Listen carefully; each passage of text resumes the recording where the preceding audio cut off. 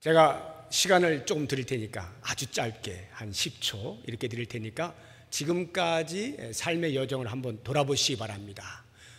내가 그리스도인이 된 후부터, 그것이 뭐 엄마 뱃속이 됐든지 아니면 중간 어느 때가 됐든지, 그리스도인이 된 후부터 지금까지의 삶에서 내가 생각할 때 나는 하나님을 만났다라고 말을 할 수 있을 만한 사건이 몇 번 정도 있었는가 한번 필름을 돌려보시기 바랍니다. 10초 지났습니다.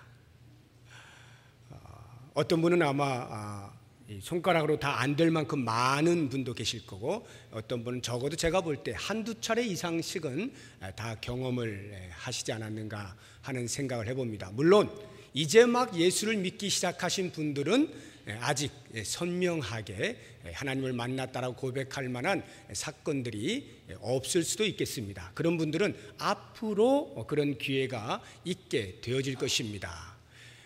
야곱이 우리의 인생을 대변하고 있다라고 할 때에 이 야곱을 보면 그것을 알 수가 있습니다. 하나님께서 야곱의 생애 가운데 몇 차례 야곱을 찾아오신 사건들이 있습니다. 이미 우리가 살펴본 것처럼 28장에 보면은 야곱이 그 형 에서를 피하여 도망가던 길, 어느 날 밤 잠을 자려고 청하고 있는데 꿈에 하늘에서 사닥다리가 내려오고 거기에서 천사가 오르락내리락하는 그러한 꿈을 꾸지 않습니까? 그러면서 하나님께서 그 야곱을 만나셔서 축복을 해주시죠. 네가 누워있는 이 땅을 너의 것으로 주겠다. 너의 자손이 이 땅에서 번성하게 될 것이다. 내가 너와 함께하고 네가 어디로 가든지 너를 지키고 보호하고 너를 끝까지 인도하여 이곳으로 다시 돌아오게 해주겠다. 이와 같은 약속의 말씀을 하시지 않습니까? 이때에 야곱이 깨닫죠. 내가 지금까지 말로만 듣고 귀로만 들었던 그 하나님을 드디어 배우는구나 하고는 첫 인격적인 만남에 대한 감격과 첫사랑의 감격을 누렸던 것이 그 베델이었죠.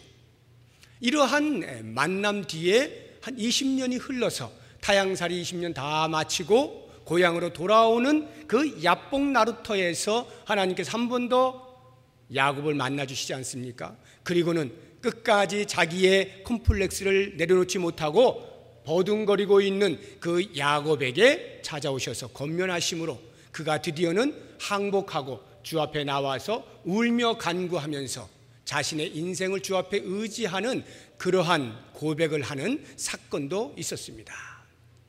이렇게, 이게 무슨 소리입니까?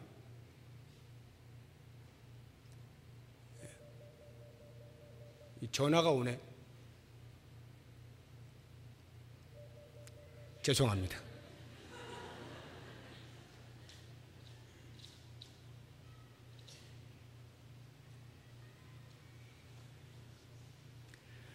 제가 여러분들에게 시간을 너무 짧게 드렸나 봐요. 인생을 돌아보시라고 하는 것을.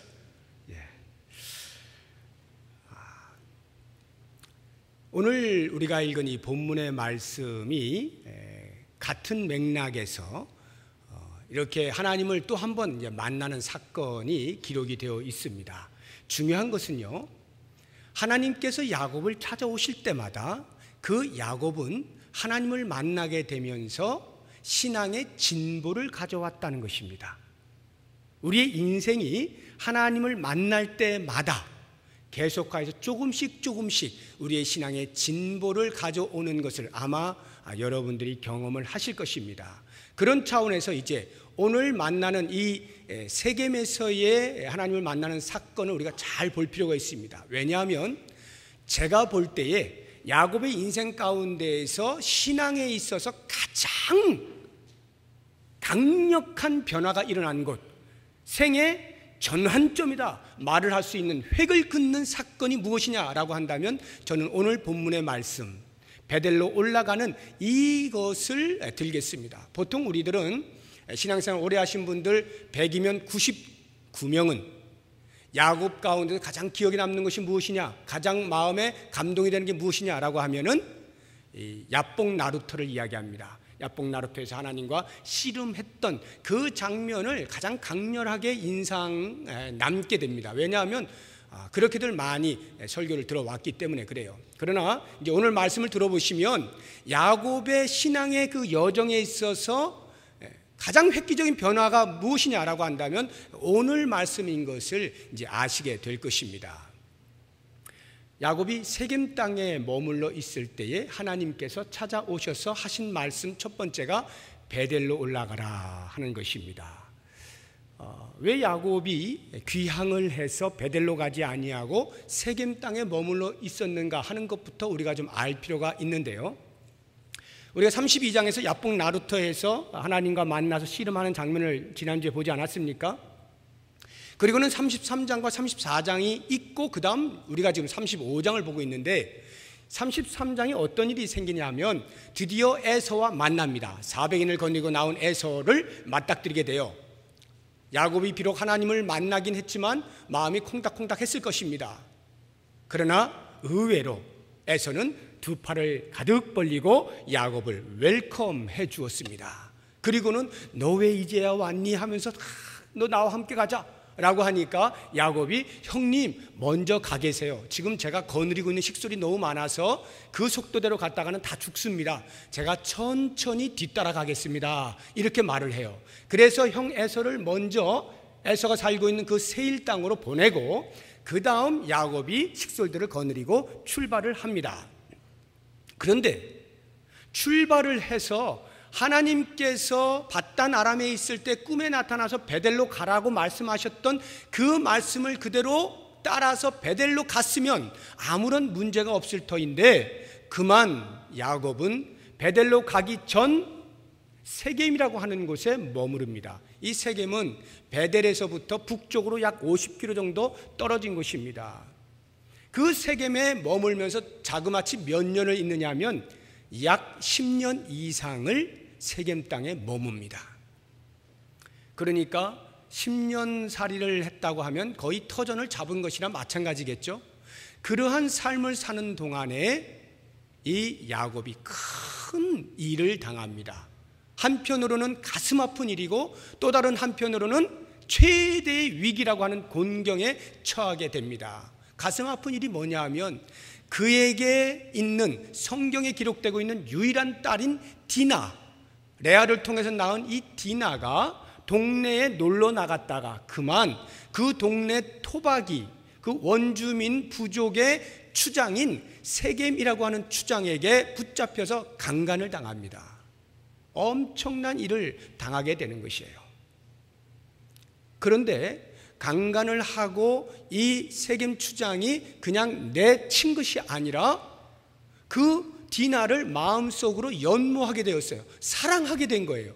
그래서 아버지인 하몰에게 제가 이 여인하고 결혼을 하고 싶습니다. 그러니 어떻게 이 여인의 아버지에게 가서 좀 잘 좀 타협을 해보세요. 해가지고는 아버지가 이 세겜 추장과 함께 손을 잡고 야곱에게로 옵니다. 그리고는 세겜이 당신 딸을 좋아하게 됐는데 어떻게 결혼하면 안 되겠습니까? 제안을 하고 해달라는 거 다 해드릴 테니까 결혼하게 합시다. 야곱이 어이가 없는 거예요.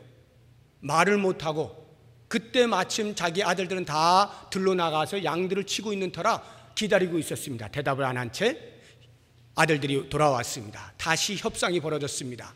그랬더니 그 말을 들은 아들들이 이렇게 제안을 합니다. 알겠습니다. 그런데 한 가지 조건이 있는데 우리하고 결혼을 하고 통혼을 하려면은 우리는 할례 받은 백성이기 때문에 할례 받지 아니한 백성과는 도저히 결혼을 할 수 없는 종교적 의무가 있습니다. 만약 당신이 정말로 내 동생하고 결혼하기를 원한다면 당신 부족의 모든 남자들 할례를 받게 한다면 제가 생각해 보겠습니다. 이렇게 아들이 이야기를 한 겁니다. 그 말을 듣게 된 하몰과 세겜이 좋게 여겼습니다. 워낙 사랑했던 모양이에요. 그래서 자기 부족에게로 가서 남자들을 집합시켜 놓고 이러이러한 일이 있다 할례 받자 하니까 말이 안 되잖아요. 그래서 설득한 것이 뭐냐 하면 봐라, 저 야곱의 그 집안을 보면 얼마나 재산이 많냐. 우리가 통혼을 하게 되면 저 재산 다 우리께 돼. 이렇게 설득을 해서 그 남자들을 전부 할례를 받게 합니다. 3일째가 되었습니다. 도저히 힘을 쓸 수 없는 상태에 있을 때 야곱의 둘째 아들과 셋째 아들인 시므온과 레위가 칼을 빼들었습니다. 기습 공격을 들어갔습니다. 누워있는 모든 남자들을 다 칼로 베었습니다. 하몰과 세겜까지 다 쳤습니다. 나머지 아들들이 쭉 와서 보니까 남자가 다 죽었거든요. 동네로 들어가서 노략질을 합니다. 싹 긁어왔습니다, 재산을. 그리고 여자들과 남아있는 그 아이들 전부 종 삼았습니다.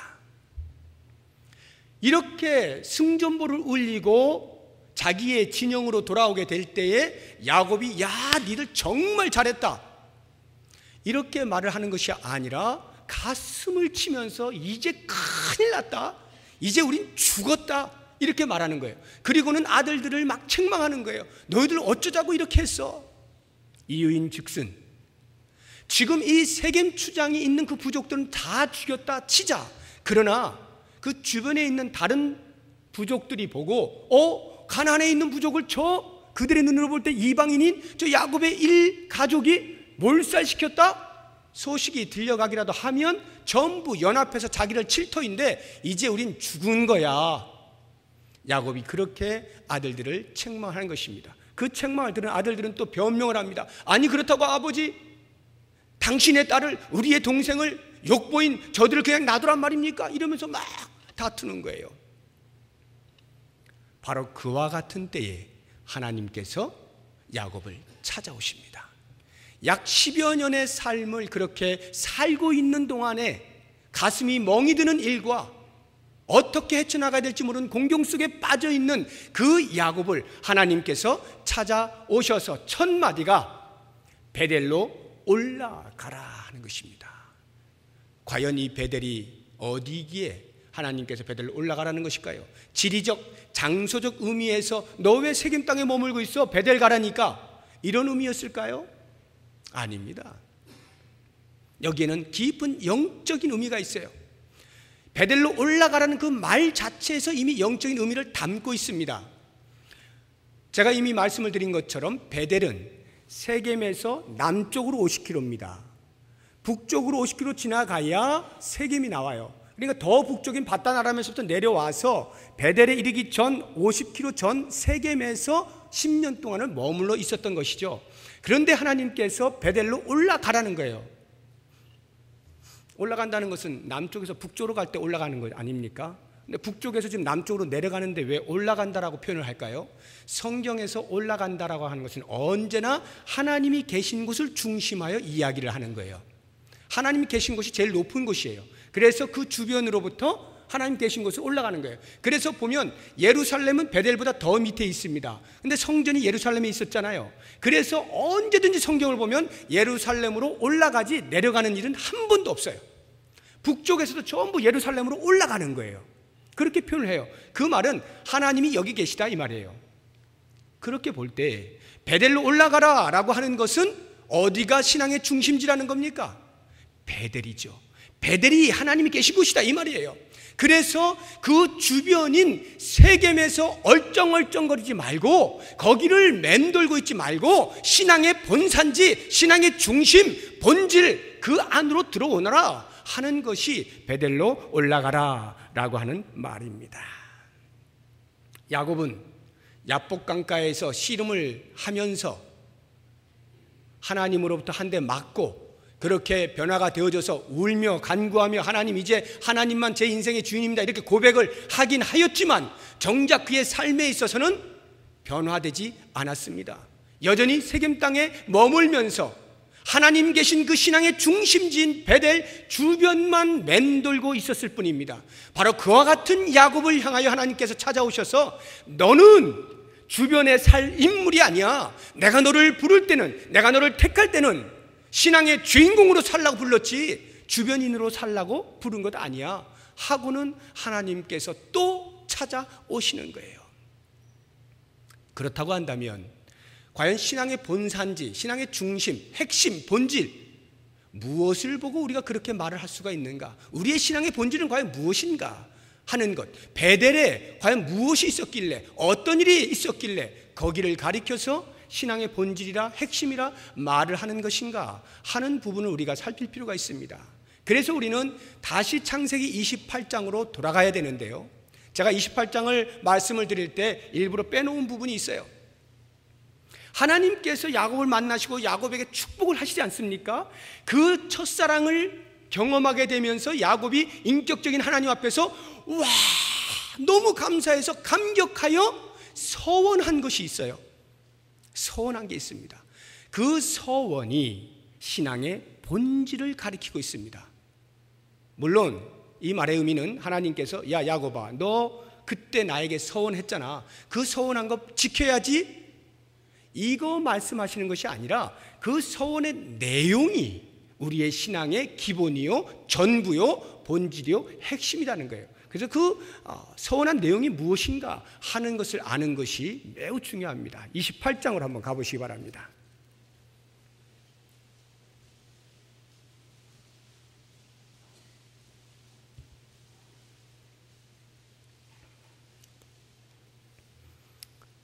(28장) 20절부터 22절까지 우리 같이 한번 읽어보겠습니다. 야곱이 서원하여 이르되 하나님이 나와 함께 계셔서 내가 가는 이 길에서 나를 지키시고 먹을 떡과 입을 옷을 주시어 내가 평안히 아버지 집으로 돌아가게 하시오면 여호와께서 나의 하나님이 되실 것이요 내가 기둥으로 세운 이 돌이 하나님의 집이 될 것이요 하나님께서 내게 주신 모든 것에서 10분의 1을 내가 반드시 하나님께 드리겠나이다 하였더라. 야곱이 서원하였죠. 어떻게 서원을 하느냐 하면 하나님이 복 주신 내용들 있잖아요.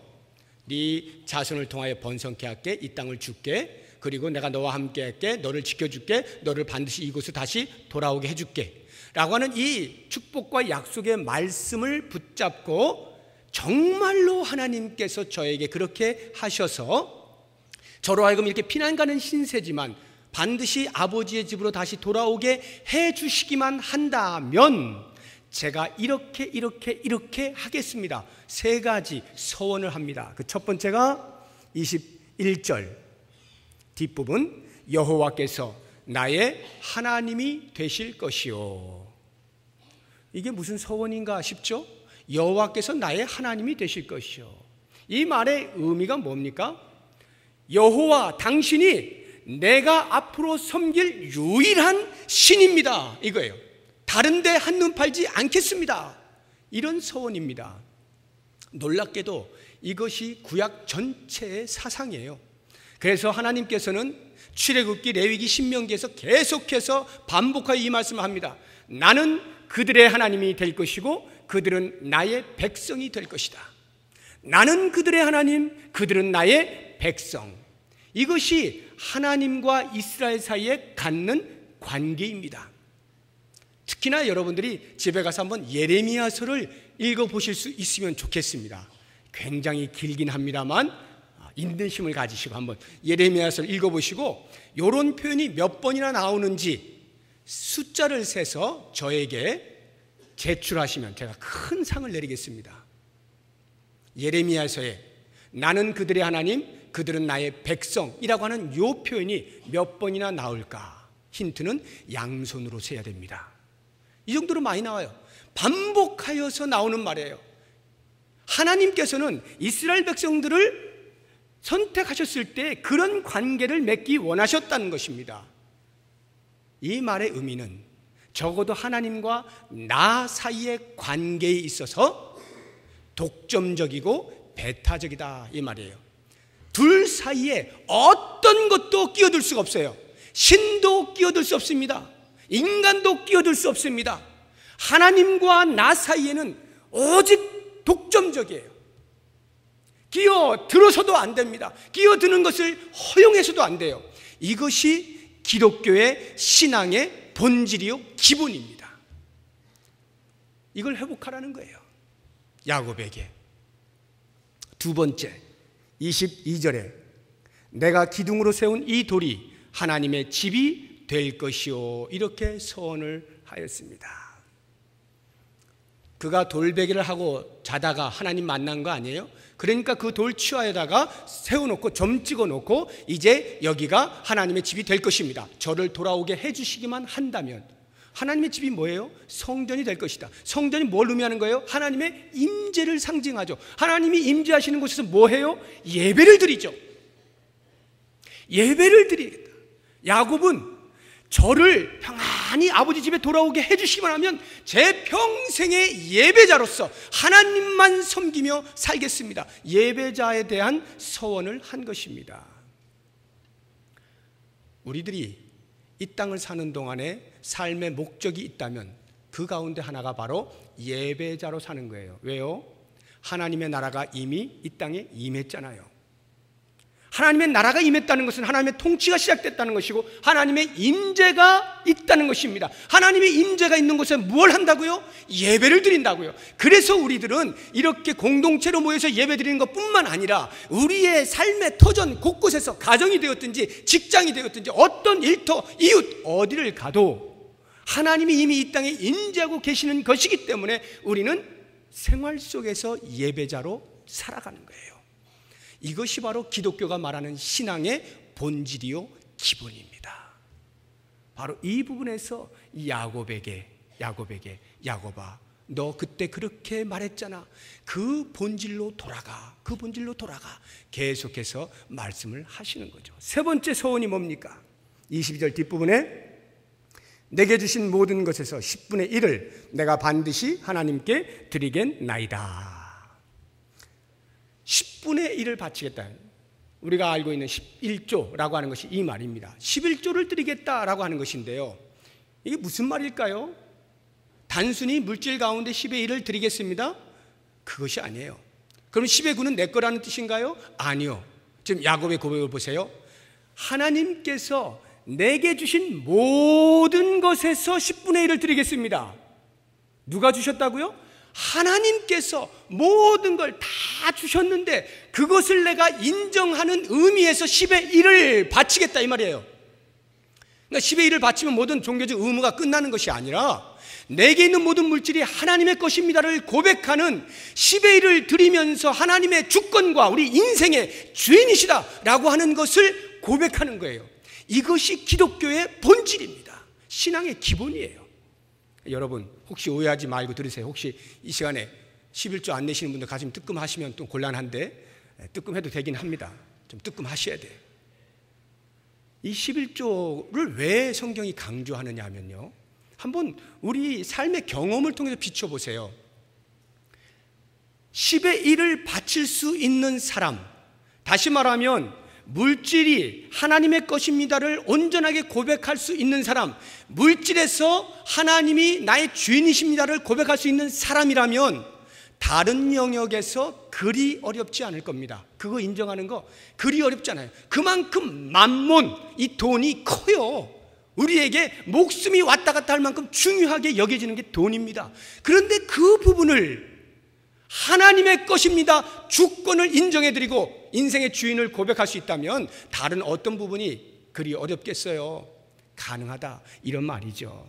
그렇다고 한다면 여러분, 이것이 이 인생의 주인됨을 고백하는 것이 기독교 신앙의 본질이요 기본이라고 할 때에 이제 우리의 신앙을 한번 돌아보십시오. 지금 야곱이 서원한 이 세 가지가 기독교의 본질인데 신앙의 핵심인데 내 신앙생활을 하는 것이 지금까지 10년을 하셨든지 20년을 하셨든지 30년을 하셨든지 신앙생활을 했는데 별로 신통치가 않다고 느껴지는 분 계십니까? 아, 내 신앙생활은 왜 이렇게 그리 이렇게 만족스럽지가 않지? 왜 이렇게 좀 희미하지? 왜 이렇게 불명확하지? 왜 이렇게 그냥 미지근하지? 혹시 이런 생각하시는 분들이 계시다고 한다면 바로 이 부분입니다. 본질을 놓쳤다 이 말이에요. 우리의 신앙의 기본기를 놓쳤다 이겁니다. 그렇기 때문에 우리는 평소에 이 기본기를 늘 점검하고 다져야 됩니다. 평소에 그렇게 해야 된다고 할 것 같으면 하물며 내 인생에 있어서 치명적인 위협의 때, 위기의 상황, 곤경에 처했을 때, 문제가 꼬일 때, 이러할 때 여호와 하나님 앞에 내 신앙의 기본으로 다시 돌아가는 것 말할 것도 없죠. 당연히 그렇게 해야 되는 것입니다. 그런데 오늘 야곱을 보면 아쉽게도 그러한 가슴 아픈 일들과 최대 위기의 상황을 맞이했음에도 불구하고 야곱은 하나님께로 초점을 맞출 생각을 하지 못하고 지금의 벌어진 상황에 대하여 어찌할 줄 모르고 두려워서 벌벌 떨고 있는 그러한 모습을 보지 않습니까? 참으로 놀라운 것은 그러한 모습을 하고 있는 그 야곱을 하나님께서 여전히 찾아오시는 집요함이 계시다는 거예요. 당신께서 부르셔서 선택한 그 백성이 당신께서 원하시는 수준에 이를 때까지 놓지 아니하시는 하나님의 강력한 인도하심, 권면, 이것을 우리가 볼 수 있어요. 그래서 야곱은 그 하나님의 찾아오심으로 인하여서 드디어 어디에서 내가 무엇을 어떻게 놓쳤는지를 깨닫게 되는 것입니다. 그래서 그가 그 말씀하시는 하나님 앞에 반응하는 모습을 한번 보시기 바랍니다. 다시 35장으로 가셔서 2절부터 보시게 되면 야곱의 반응이 나옵니다. 저는 이 야곱의 반응을 보면서요, 참 감개가 무량했어요. 왜냐하면 2절을 보세요. 1절에 하나님께서 베들로 올라가라 이렇게 말씀을 하시니까 2절에 야곱이 이에 자기 집안 사람과 자기와 함께한 모든 자에게 이르되 너희 중에 있는 이방 신상들을 버리고 쭉쭉쭉 이야기를 하죠. 어느 한 구석에서도 야곱이 주저했다거나 토를 달았다거나 변명을 하거나 아직은 아니라고 하거나 하지 않고 있다는 거예요. 하나님이 말씀하실 때 즉각적인 반응을 보이고 있다는 것이 제가 감동스러웠고, 뿐만 아니라 자기 혼자가 아닌 가족 식구들 전부 다, 식솔들 다 모아놓고 이제 우리는 정신 차려야 된다 이렇게 외치고 있다는 것에 큰 감격이 있습니다. 야곱이 그럴 사람이 아니거든요. 야곱이 어떤 사람인데, 어떤 내기인데 이렇게 쉽게 하나님의 말씀에 순종할 인간이 아니잖아요. 우리가 지금까지 봐온 것처럼. 그래서 제가 생각을 해봤어요. 어떻게 야곱은 이 자리에서는 이렇게 됐을까? 물론 신앙에 전진이 있었던 거예요. 진보가 있었던 것이 분명해요. 그런데 우리가 32장 지난주에 본 것처럼 야복 나루터에서 버티다가 무지하게 맞았잖아요. 엄청나게 맞지 않았습니까? 이 환도뼈가 부러지는, 넓적다리, 허벅지 관절 부러지는 정도의 치명타를 하나님께 맞았잖아요. 아마도 이번에 또 내가 토달다가는 더 크게 맞겠구나, 이런 생각을 하지 않았을까 하는 생각이 듭니다. 그래서 여러분 가운데도 맞아보신 분들은, 하나님께 맞아보신 분들은 어떤 사인이 오면 금방 반응하는 것을 보지 않습니까? 아직 안 맞아보셨다고요? 맞기 전에 정신 차리는 게 100번 나은 겁니다. 한번 때려봐 이러실 필요가 없어요. 야곱은 맞아본 경험이 있어서 이 35장에서는 더 이상 버티지 아니하고 말씀하실 때 즉각적으로 깨닫습니다. 그리고는 바로 반응을 해요. 내가 베델로 올라갔어야 하는데 세겜에 너무 오랫동안 머물러 있었구나. 내가 신앙의 본질과 핵심 안으로 들어갔어야 되는데 너무 주변을 맴돌고 있었구나. 깨닫게 되면서 그가 베델로 올라가기 위해서 취한 행동이 있습니다. 이것이 오늘 우리가 이제 보아야 할 것인데 세 가지입니다. 2절에 첫 번째, 너희 중에 있는 이방 신상들을 버려라 하는 것입니다. 이방 신상들을 버려라.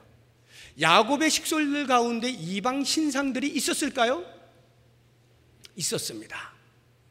밧단 아람에서 나올 때에 외삼촌 라반이 추격해 오지 않습니까? 그리고는 그 간밤에 하나님께 꿈에 나타나셔서 야곱 손대지 마 이렇게 말씀하신 것만 아니었으면 봉변 당할 뻔했는데, 마침 하나님께서 꿈에 라반에게 나타나서 손대지 않도록 하셨기 때문에 야곱에게 손은 못 대고, 다만 라반이 이렇게 말하죠. 너 왜 내가 소중히 여기는 그 드라빔 훔쳐갔어? 드라빔이 우상입니다. 조만한 우상, 이렇게 손에 쥐어지는 우상인데 그게 없어진 거예요. 그 딸 라헬이 훔쳐갖고 온 거거든요. 야곱은 몰랐습니다. 아니 외삼촌 무슨 말씀입니까? 뒤져보시고 나오면은 원하는 대로 다 가져가세요. 라반이 못 찾습니다. 왜냐하면 라헬이 엉덩이에 깔고 앉아가지고 낙태 떡 앉아가지고 저 못 일어나요 이러고 라반이 못 찾아요. 야곱은 몰랐죠. 그렇게 드라빔이 숨겨져 야곱의 식솔 가운데 들어와 있었던 거예요. 뿐만 아니라 하란에서 나올 때 종들이 그냥 왔겠어요? 나름대로 자기가 섬기던 것들 하나 둘씩 챙겨왔겠죠. 한 걸음 더 나아가서 세겜 땅에 자그마치 10년을 머물렀습니다. 세겜 땅, 가나안 부족들이 살고 있는 그 세겜 땅, 우상으로 득실거리고 있는 그 세겜 땅, 그곳에서 뭘 보고 배웠겠습니까? 거기에 있는 식솔들이, 야곱은 혹시 자기의 신앙을 잘 간직했을런지 모르겠지만 적어도 그 많은 식솔들 가운데에서는 세겜의 문화에 분명히 젖어들었을 것이에요. 그러니까 우상들이 여기저기에 그 가족들 가운데 많이 있었을 것이죠. 야곱이 그걸 아는 겁니다. 그리고는 말하는 거예요. 내가 신앙의 본질 베델로 올라가려면 이것부터 버려야 하는구나. 내가 여호와만을 하나님으로 섬기겠다라고 하는 이 신앙의 본질을 찾겠다고 하면 여호와 하나님이 아닌 다른 낯선 스트레인지 아이돌들을 다 버려야 된다. 과감하게 내려놓게 하는 거야. 다 꺼집어내게 해서 상수리나무 아래 묻어버리고 출발하는 거 아닙니까? 두 번째, 그가 한 행동은 자신을 정결하게 하라, 이렇게 말하는 것입니다. 자신을 정결하게 하라. 회개하라는 거예요. 죄로 얼룩져 있는 그 마음을 깨끗이 하라는 거예요. 세겜 땅에서 온갖 세상의 문화에 젖어들어 있는 그 젖어 있는 더러운 것들을 다 떼내버려라, 제거해라 라고 하는 것입니다. 여러분, 우리가 죄에 대하여 통회하는 것 없이, 죄에 대하여 회개하는 것 없이 하나님이 원하시는 행동의 결단을 내릴 수 없어요. 우리의 행동에 어떠한 변화도 있을 수가 없습니다. 통회하고 자복하고 내 가슴을 찢어낼 때 비로소 그 일이 가능해요. 이것이 바로 자신을 정결케 하라는 거예요. 이러한 자신의 죄를 내어놓을 때 하나님 앞에 예배자로 반듯하게 설 수가 있는 거죠. 마지막 세 번째, 너희들의 의복을 바꾸어 입으라, 이렇게 말씀합니다. 의복을 바꾸어 입으라. 옷 갈아입으라는 것 아니에요. 하나님 만나러 가니까 너희도 깨끗한 옷 입어, 이 정도의 말이 아니라 영적인 의미죠. 옷을 갈아입으라는 것은 지금까지 죄의 옷을 입고 있었다면 이제는 의의 옷을 입으라는 거예요. 지금까지 더러운 옷을 입고 있었다면 이제는 거룩한 옷을 입으라는 거예요. 그래서 구약 성경을 보면요, 여기저기에서 거룩한 옷을 입고 주 앞에 나와 예배하라고 많이 말하고 있습니다. 시편에서 그런 이야기들을 많이 하죠. 29편 2절에 여호와께 그의 이름에 합당한 영광을 돌리며 거룩한 옷을 입고 여호와께 예배할지어다. 시편 110편 3절에 주의 권능의 날에 주의 백성이 거룩한 옷을 입고 즐거이 헌신하니 새벽 이슬 같은 주의 청년들이 주께 나오는도다. 거룩한 옷을 입어야 주 앞에 나올 수 있어요. 왜요? 하나님이 거룩하신 분이기 때문에 그렇습니다. 이 구약의 거룩한 옷, 의의 옷이 신약에 와서는 사도 바울에 의해서 그 옷이 곧 그리스도로 옷 입는다라고 표현이 되어지고 있는 것을 봅니다. 아주 정확한 신학적 관점이에요. 그리스도로 옷 입는다. 로마서 13장, 이것은 좀 같이 찾아봤으면 좋겠습니다. 좀 수고스럽지만 로마서 13장 신약성경입니다. 찾아보시기 바랍니다. 로마서 13장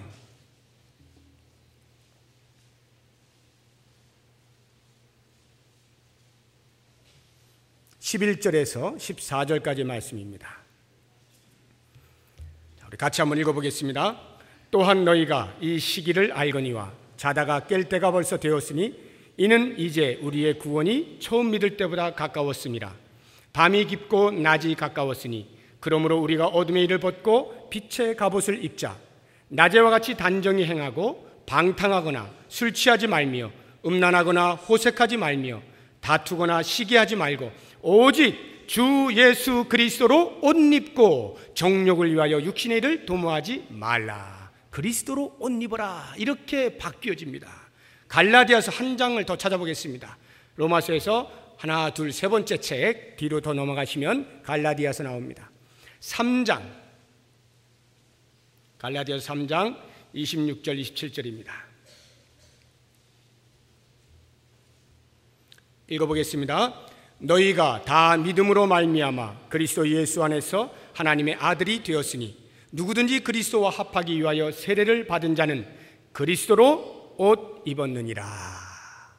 거룩한 옷을 입고 주 앞에 나아가는 것이 신약에 와서는 그리스도로 옷 입는 것으로 신학적 발전을 하게 되었습니다. 이 말의 의미가 무엇입니까? 예수 그리스도를 믿어야 한다라고 하는 것뿐만 아니라 그리스도의 성품과 그리스도의 인격에까지 닮아야 한다는 거예요. 다시 말하면 우리의 전생이 그리스도와 같아야 한다. 그리스도가 내 생의 전부가 되게 만들어야 한다. 이것이 그리스도로 옷 입는다는 말이에요. 이렇게 의복을 갈아입고서야 주님 앞에 나올 수가 있는 것이고 우리의 신앙의 본질을 찾을 수가 있는 것입니다. 오직 그리스도, 오직 그리스도를 내 삶의 전부로 모시는 여기에 신앙의 회복이 있을 수가 있는 것입니다. 그러므로 사랑하는 여러분, 이제 우리가 결론의 말씀을 생각을 해보도록 하겠습니다. 내 신앙의 삶에 있어서 몇 년을 지금까지 살아오셨는가? 뒤로 잠시 내려놓으시고 이제 나는 지금부터 주님이 부르시는 그날까지 몇 년이 될지 알 수 없지만 그 기간 동안 계속하여 주변인으로 남아 살 것인가? 아니면 주인공으로 살겠는가? 먼저 자신에게 물어보시기 바랍니다. 계속 신앙의 주변만 맴돌다가 끝날 것인가? 아니면 하나님께서 원하시는 그 믿음의 수준, 주인공으로 살 것인가? 생각해 보십시오. 내가 주변인으로 살고 있을 때는 언제나 이 세상은 거대한 산이었습니다. 내가 주변인으로 살고 있을 때는 언제나 이 세상은 내게 두려움의 대상입니다. 마치 야곱이 그랬던 것처럼 세겜에 머물러 있다 보니까 야곱은 이 세상이 얼마나 두려웠는지 모릅니다. 자기의 아들들이 행한 일 때문에 이제 우리 가족 전체가 다 죽었구나. 내 주변에 있는 부족들이 함께 연합해서 공격해 들어오면 우리는 한 사람도 남아남지 못한다. 두려움에 벌벌 떨고 있는 것, 세상이 커 보일 수밖에 없어요. 그런데 보십시오, 놀라운 일이 벌어집니다. 야곱이 하나님을 만나고 하나님의 말씀에 순종하여서 베델로 올라가기로 작정하고 모든 우상 신상들 다 내어버리고 자신을 정결하게 하고 의복을 갈아입고 행동의 결단을 내리고 베델로 올라가게 될 때 야곱은 상상할 수 없는 것을 경험하게 됩니다. 35장 다시 보시기 바랍니다. 창세기 35장 4절과 5절을 함께 읽어보겠습니다. 4절과 5절 시작. 그들이 자기 손에 있는 모든 이방 신상들과 자기 귀에 있는 귀고리들을 야곱에게 주는지라. 야곱이 그것들을 세겜 근처 상수리나무 아래에 묻고 그들이 떠났으나 하나님이 그 사면 고울들로 크게 두려워하게 하셨으므로 야곱의 아들들을 추격하는 자가 없었더라. 얼마나 놀랍습니까? 지금 세겜에 머물러 있는 동안 야곱의 마음은 세상에 대하여 두려워했습니다. 주변의 국가들에 대하여 두려워했습니다. 그런데 베델로 올라가기로 작정하고 자기의 모든 삶을 정리하고 떠나게 되었을 때 이게 웬일입니까? 주변에 있는 모든 고을 사람들이 그 야곱을 보고 두려워하는 거예요. 세상이 작아져 버렸어요. 똑같은 사람들, 똑같은 환경인데 오히려 세상이 야곱을 보고 신앙의 주인공을 보고 두려워하고 벌벌 떨고 쫓아갈 엄두를 내지 못하고 있는 것을 야곱이 경험하는 거예요. 사랑하는 여러분, 우리가 신앙의 주인공으로 산다라고 할 때 때로는 우리가 버려야 할 것들이 있습니다. 내 자신을 깨끗이 해야 되는 귀찮음이 있습니다. 여러 가지 많은 해야 할 일들이 있습니다. 그러나 그 모든 것들을 다 하고 나면, 그래서 이 신앙의 행동의 결단을 내리고 나면, 오직 그리스도로 옷 입겠다고 작정을 하고 나면 더 이상 세상이 두렵지가 않아요. 세상이 우리의 믿음을 보고 벌벌 떨고 우리 앞에 도전하고 들어왔다가도 물러가게 되는 것입니다. 이러한 신앙의 승리를 경험하게 되는 거예요. 바로 여기가 마치 아브라함이 이삭을 바칠 때 하나님께서 야 잠깐 기다려, 내가 내 아들 독자라도 아끼지 아니하고 내게 바쳤으니 이제야 내가 네가 나를 경외하는 줄 알겠다 하고는 그 신앙의 최고봉을 인정해 주신 것처럼 야곱은 이렇게 자신의 모든 삶을 정리하고 행동의 결단을 내리게 되었을 때 비로소 야곱의 신앙의 여정 가운데 최고봉이라 할 수 있는, 마치 아브라함의 그 이삭 바친 사건과 견줄 수 있는 그러한 놀라운 신앙의 성숙을 경험하게 되는 거예요.